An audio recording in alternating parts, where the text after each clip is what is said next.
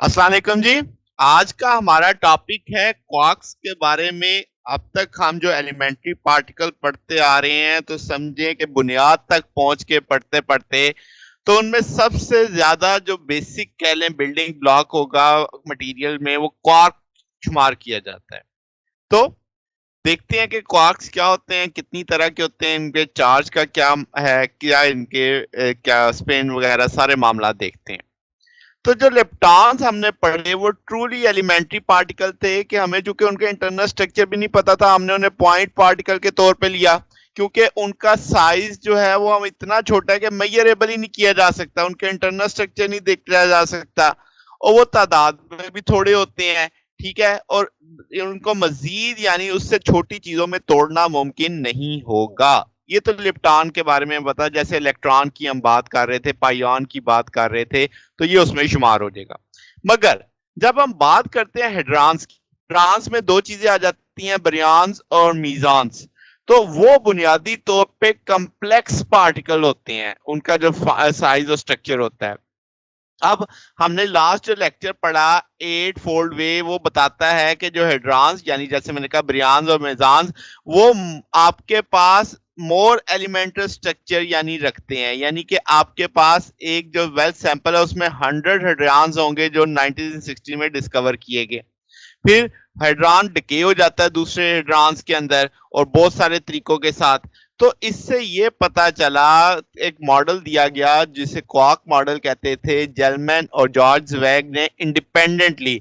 George वेग थे Russia के अंदर, ये आपके पास अमेरिकन थे, इन्होंने प्रपोज किया कि हेड्रॉन्स जो है मोर एलिमेंटल स्ट्रक्चर रखेंगे, यानी ये मजीद किसी चीज से मिलके बने हैं।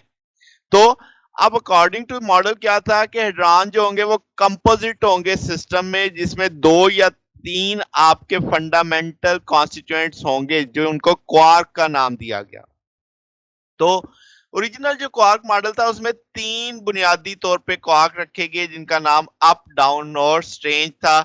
तो अब उसके जो चार्ज थे रिस्पेक्टिवली, अप का चार्ज +2/3, डाउन का चार्ज -1/3 और स्ट्रेंज का चार्ज -1/3। अब ये जो नाम थे अप डाउन, पहले साइडवेज फिर साइडवेज से ज्यादा कॉमनली वो क्या हो गया, स्ट्रेंज हो गया, तो ये नाम इनके चल रहे थे। ठीक है, अब जो तीन क्वार्क्स हैं वो मुख्तलिफ कॉम्बिनेशंस में बारियॉन्स प्रोड्यूस करेंगे। जैसे अगर हम प्रोटॉन की बात करें तो उसमें दो अप होंगे, एक डाउन क्वार्क होगा। जैसे आप देख सकते हैं दो अप +2/3 +2/3, एक डाउन -1/3, तो +1 आंसर आ जाएगा, यानी चार्ज +1 हो जाएगा। न्यूट्रॉन की बात करें तो दो डाउन एक अप, जैसे आप देख सकते हैं दो डाउन -1/3 -1/3 अप एक है, तो ये जीरो न्यूट्रल हो जाएगा। अब ये जो क्वार्क कंपोजिशन है ये बताती, जैसे मैंने कहा दो अप डाउन, एक अप और दो डाउन है रिस्पेक्टिवली, आप तस्वीर में भी देख सकते हैं। जब हम मीजान्स की बात करते हैं तो वन क्वार्क और एक एंटी क्वार्क से वो बनता है। तो आपके पास जैसे पाई पॉजिटिव पाइऑन की बात करें तो वो एक अप क्वार्क है और एक एंटी क्वार्क है, डाउन आएगा, डाउन का एंटी पार्टिकल। तो जैसे देख सकते हैं +2/3 +1/3, क्योंकि एंटी पार्टिकल है ना तो नेगेटिव की जगह पॉजिटिव आ जाएगा। पॉजिटिव के अंदर जो कॉम्बिनेशन है उसमें अप होगा और एक एंटी क्वार्क होगा स्ट्रेंज का, तो वो भी आप देख सकते हैं, इस तौर पे देखा जा सकता है। ठीक है, अब हमें पता चला कि 1970 में मजीद एलिमेंट्री पार्टिकल डिस्कवर हो गए, तो तीन मजीद क्वार्क्स को इसमें शामिल किया गया, जिनमें चार्म, टॉप, ट्रुथ भी किसी बुक्स में लिखा होता है, बॉटम या ब्यूटी भी लिखा होता है। अब आपके पास जो हमारे पास काफी एक्सपेरिमेंटल एविडेंस है कि 6 क्वार्क हैं, 6 ही उनके एंटी पार्टिकल्स होते हैं।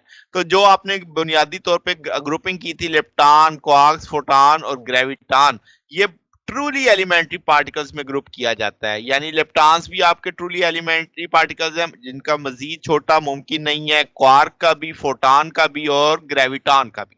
ये बात समझ आ गई? तो ये क्वार्क मॉडल कहलाता है आपके पास। अब अगर हम फर्स्ट जनरेशन की बात करें, अप और डाउन है, इसमें चार्ज 2/3 प्लस के साथ डाउन का -1/3। आइसोस्पिन आप देख सकते हैं सबकी 1/2 -1/2 है। मैसेज आप देख सकते हैं नियरली अप और डाउन के तकरीबन तकरीबन बराबर है। स्पिन सबकी 1/2 है, इसका नहीं, ये सारे फरमियान है। बरमियान नंबर देखें तो 1/3 चल रहा है। ठीक है, तो इसी तरीके से सेकंड जनरेशन में चार्म और स्ट्रेंज आ जाएंगे, थर्ड जनरेशन में टॉप और बॉटम आ जाएंगे। अब अगर हम बात करें कि नाम कहां से आ गया, तो ज़्वेग जो रशियन साइंटिस्ट थे उन्होंने इनका नाम रखा था एसिस, जबकि जेलमैन ने ये नाम लिया था एक फ्रेज से जो कि three quarks from the muster mark एक है, वहां से ये लफ्ज क्वार्क उठाया गया। अब अमेरिकन फिजिसिस्ट थे 1969 में आपके पास जेलमैन को नोबेल प्राइज दिया गया कि एलिमेंट्री जो पार्टिकल की वर्किंग थी फिजिक्स की थ्योरी में, उसमें उनका काफी कंट्रीब्यूशन था। अब क्वार्क्स ठीक है बन गए, क्वार्क्स ने मिलकर ये बारियंस बनाने हैं, तो उनको कौन सी चीज जोड़ती है? तो वो आपके पास जो अट्रैक्टिव इंटरेक्शन होगी क्वार्क्स के बीच में, वो एक मैसलेस स्पिन वन बोसॉन्स के जरिए होती है, जिससे हमने ग्लूऑन्स के तौर पे पढ़ा हुआ है। ये बिल्कुल वैसे ही है जैसे फोटॉन मीडिएट करता है इलेक्ट्रोमैग्नेटिक इंटरेक्शन को, और पाइऑन करता है न्यूक्लियन न्यूक्लियन, जो आपने युकावा थ्योरी पढ़ी थी उसके अकॉर्डिंग। तो ये इस तरीके से एक आपके पास कह लें कि एक पार्टिकल है जो मीडिएट करके इन इंटरेक्शन को पूरा करता है। तो ये हमारा आज का टॉपिक था। अगर आपको इसमें कोई बात पूछनी हो, डाउट हो, तो नीचे कमेंट्स में पूछ सकते हैं। वीडियो अच्छी लगी हो तो वीडियो को लाइक कीजिएगा, दोस्तों के साथ शेयर कीजिएगा, चैनल को सब्सक्राइब कर दीजिएगा। अब तक के लिए इतना ही, बाकी इंशाल्लाह फिर नेक्स्ट देखेंगे। ओके, अल्लाह हाफिज।